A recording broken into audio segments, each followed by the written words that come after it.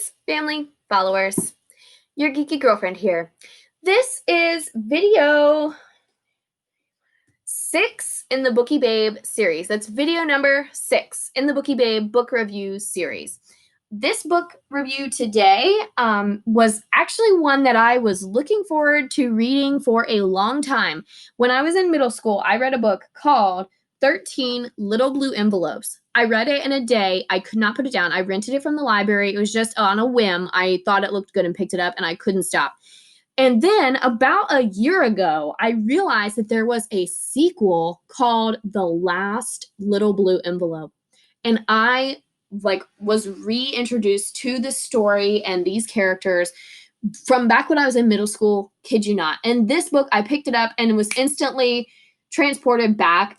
It had been several years, guys, like almost 10 years since I read the first one, and I still enjoyed this one just as much. I have recommended this book to my younger sister-in-law, who is kind of getting into teen novels, and I recommended this book to her because I literally, like I said, read the first one in middle school and wanted there to be a sequel so bad.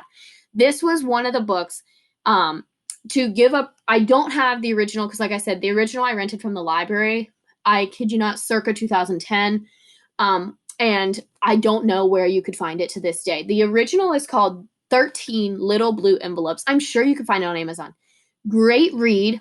There's very little language, very little inappropriate content whatsoever. It's totally suitable for young readers and like middle schoolers. That's when I read it. The premise of the book is a high school senior recently discovers that her long lost aunt has passed away. And she didn't even realize that this woman was her aunt because she lived in Europe. And so her aunt sends her this package of envelopes.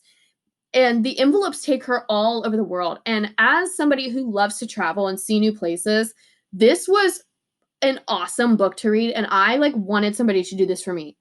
This book was goals.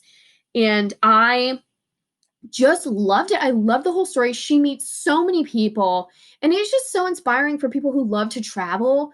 It just kind of gives you that wanderlust of you want to follow in her footsteps. The character's name is Jenny, and she just goes on this world journey following in her aunt's footsteps. Her aunt sends her to find different pieces. Her aunt was a famous painter in Europe, and so her aunt in each envelope sends her to go find a certain person, find a certain paint color, find this table or this door. That's what happens in this one, to make this beautiful piece of art that's going to then be sold.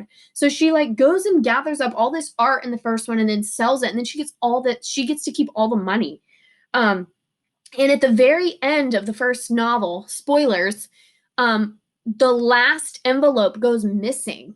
She knows there's supposed to be 13 and she can't find it. Her backpack is stolen. And so as a reader, you're reading that and you're like, oh my gosh, how is this series going to end? How is this story going to end? You just want Jenny to finish the piece. And so as a reader, I was so frustrated that the story ended that way. And I was at Half Price Books, my favorite place to get books, y'all. Half Price Books. I'm telling you, Half Price Books, Goodwill. The last video was on 50 Shades Freed. That book came from Goodwill. So I get my books from secondhand stores, thrift stores, and I found this at Half Price Books for $1. And it was the sequel that I had been waiting for as a young reader. So I scooped it up instantly. And actually, I bought it twice because I saw it at the store. I was like, oh my gosh, I have to get this. And then I saw it again a couple months later. I was like, oh my gosh, I have to get this because I forgot that I already bought it. So I bought it twice. And I have since given the second copy to somebody else. But alas, I was so excited that I bought it 2 times. In this book, the series finally comes to a close. Jenny finally finds her last envelope. A new character gets introduced, plus the old characters, the boyfriend that she sort of has while she's traveling. He comes back. He's a great character. And they all have, when you read, you can have fun with their accents because they're all British or Scottish or Irish. So it's kind of fun to read and in your mind practice those accents.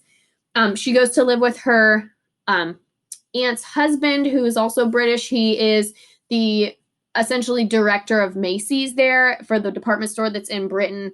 And so she just stays with him and she just continues this adventure. And this one, they go to Ireland, and she finds a table, a door, and she just meets so many people. And it's just so inspiring. Overall, the series is a 10 out of 10. hands down, 10 out of 10. This is the first one is one of my favorite books of all time. It is one that I just still remember reading to this day. And now that I have the sequel, it's like my middle school, my 5th and 6th, 7th grade self is so happy inside because I finally got the closure that I was looking for. The author is Maureen Johnson. She does a wonderful job. I'm not familiar with any of her other work, but I would be interested in reading it given how much I loved these ones.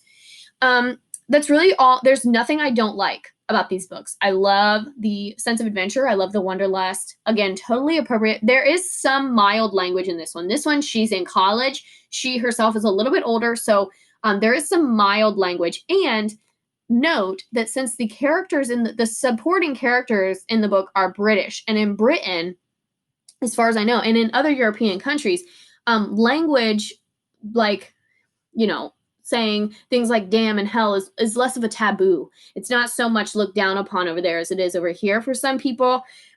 So just keep that in mind. She herself, like I said, she's in college now because the trip in the first one takes place after her senior year of high school. A year and a half or so has gone by. So she's like looking at her junior year of college, looking to or maybe her junior year of high school, maybe it was her freshman year, now it's her junior year or something. A year and a half has gone by. She's about to graduate. And she's looking to see what she wants to do for the rest of her life. And that really propels her in this book of trying to find that connection, figure out who she is. And so there is some mild language. So just keep that in mind. But nothing major at all. Like I said, I think they say maybe damn a couple times, hell a couple times, and they're British. So they kind of use it a little bit more frivolously. But it's nothing major. She maybe says the F word. I don't remember off the top of my head if she does. She may. I don't quite remember. But just keep that in mind that that's the only reason this would maybe not be suitable for young readers. Again, I read the first one in middle school and absolutely loved it. Couldn't put it down. And it was totally appropriate for my age. At that time, this one would be appropriate for kids like a year or so older. So young high school or even end of high school. Because like I said, she's a junior, I think. Junior almost, or maybe a senior. And it's her senior year and she's trying to think about what she wants to do next. So that's kind of the age of the character. So if that helps you make a decision if it's appropriate or not. And if you have any if you want me to dive deeper into the language and the expletives, just send me a PM on Instagram. That's at Your Geeky Girlfriend, and I'd be happy to look into it more for you. But I would give it a stamp of approval, and I'm an educator, so I would give it a stamp of approval for young readers. 10 out of 10, hands down, Maureen Johnson's 13 Little Blue Envelopes, the last little blue envelope. I would highly recommend, and I hope you guys check that one out. Make sure you drop any reads that you want me to read in the comments. Subscribe for more Bookie Babe videos and Real Talk movie reviews coming soon. And I look forward to seeing you guys there. XOXO.